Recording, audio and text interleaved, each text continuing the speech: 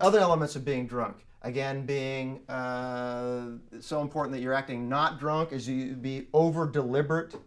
Um, and that would bring me to the slur. This is the common mark of drunkenness. In fact, you might overemphasize the slur more than is what you're going to see in the reality of the condition, because there's this sort of theatrical reality where we expect that to be emphasized a little bit. To do a slur is just simply to imagine that Novocaine has been shot directly into your tongue and you have like this loose, fat tongue in your mouth, which might force you to over enunciate.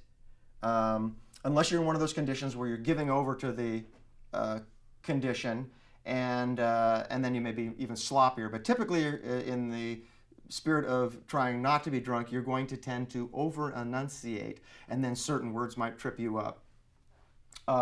Being over deliberate in a behavior is going to be a good way to indicate that you're drunk. Something that we know to be very easy to do. If you take too much time doing it, then we'll figure there's something wrong with this person, that it's that big a deal for them to count out money or do some simple thing, like put a glass down or whatever it might be.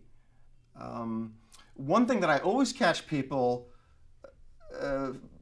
falling down on is the unsteadiness factor. So if you've ever been really smashed, you know that when you lay down, the room spins because it's like affecting your balance center. So you have to know that as drunk as you are, that's as unsteady as you're going to be on your feet. And I always all the time catch people doing a nice slur and a nice emotional line, but they're rock steady. And I think that's impossible given that they are that bombed that they could stand just planted on the floor. You might think of it as being on the deck of a boat and the seas are as rough as you are drunk. So it may be just a slight little correction that you might have to have, or it could be that you're on very rough seas and it's very hard to stay put because the floor is rocking so much underneath you. Drunkenness is very difficult to do because it has these different elements: the emotional line, the slur, the relaxation, the tilting floor, to get every one of those values in sync, consistent with how much alcohol you've ingested.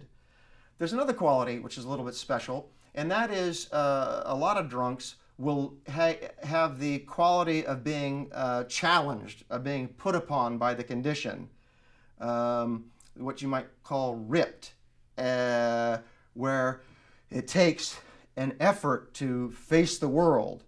And so if you're going to do a simple thing like cross the room, you may, have to get yourself steeled for it. Get ready. Okay, I'm going to make a move on the bathroom now. So here we go. Almost as if perhaps when you're really bombed that you're facing a brisk wind challenging you. And we have these words, I've used them several times: bombed, wasted, blitzed, those kinds of words seem to indicate this condition that I'm talking about, that you are put upon, that you are challenged by your condition. So there's that. Then there's another element of drunkenness, which should be that you could create accidents.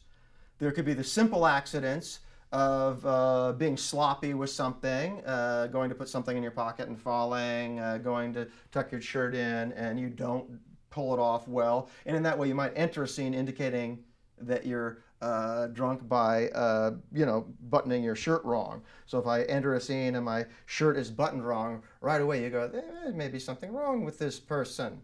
The smallest little thing can become a disaster. If I can use this phone prop here, it could be the simplest kind of thing, like hanging up the phone.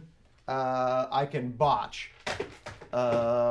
And what makes somebody really dangerous driving drunk is what they call oversteering, overcompensating. So when you make a mistake, then it gets exacerbated by your uncoordinated effort to correct it. So if I go to hang my phone up and I miss it, I might screw the whole thing up. Can can be simple things like ankles can suddenly give way, knees can pop out, you can have your head snap as if like when you're somewhere and you fall asleep, how the head jerks up. And then all manner of accidents you can create, all manner of things that you can choreograph, falls and so forth, and you can even pass out. Passing out almost always happens by like the lights being turned out. You've had the experience of standing up too quickly, and you've had the feeling of fainting. If you've never actually fainted, you've had that feeling like everything is dimming. The eyes will typically roll up in your head, and it might be a theatrical thing to do is to pass out in the middle of an activity. I'm about to do something or I'm about to speak, and that's when the lights get turned out. That's always a fun way to show it off.